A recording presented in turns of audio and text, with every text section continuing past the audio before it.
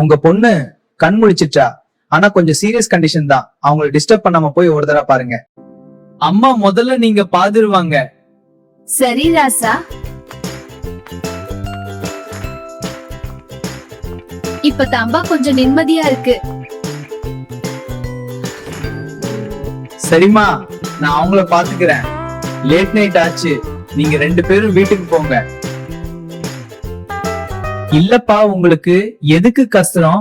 நானே பாத்துக்கிறேன். இல்லம்மா, எனக்கு எந்த கஷ்டமும் இல்ல, நான் பாத்துக்கிறேன்.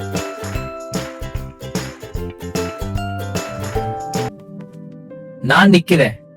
பாய் பாய்.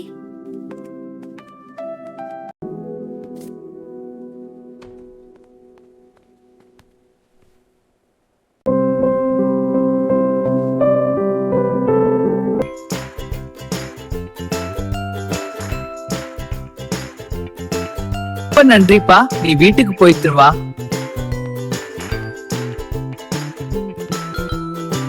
ஐயோ, என் பொண்ணு.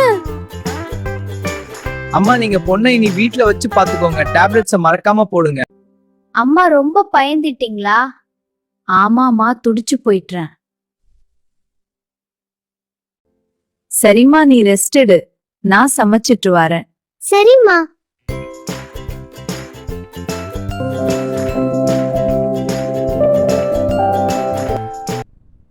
இன்னைக்கு அந்த பொண்ண பாதிரி ஆபீஸ் போலாம்.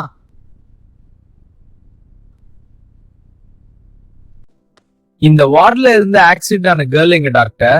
அவ இங்கதான் இருக்கா. இப்போ நல்லா இருக்கா? சரி டாக்டர், தேங்க்ஸ். அட நினைவா, இப்படி ஒரு வார்த்தை சொல்லிட்டா போதும் கடவுளே.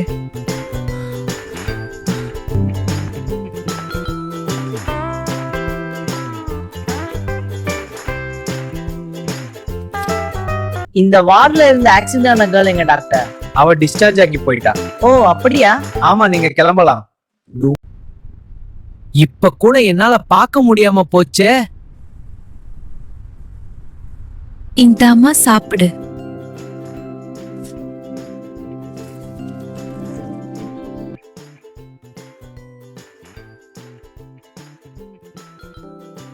நல்லா சாப்பிடுமா.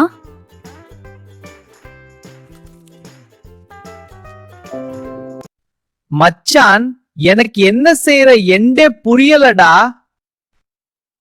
அன்னைக்கு சொன்னனே அந்த பொண்ணு ஆக்சிடென்ட் ஆக்கி ஹாஸ்பிட்டல்ல சேர்த்தண்டு. இன்னைக்கு அவளை பார்க்கலாம்னு போன, ஆனா டிஸ்சார்ஜ் பண்ணிட்டாங்க.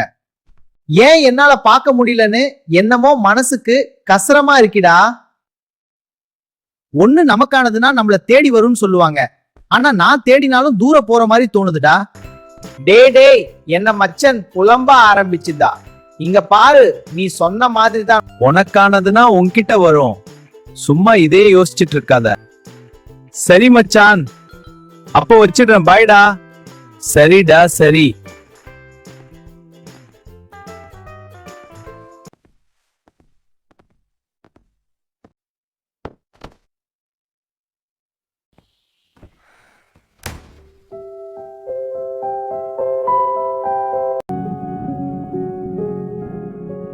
பத்து வாமா.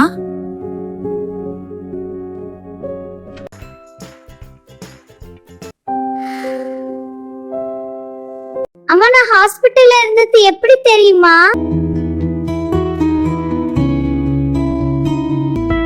வரும் எபிசோட்களை காண சேனலை சப்ஸ்கிரைப் செய்யுங்கள்.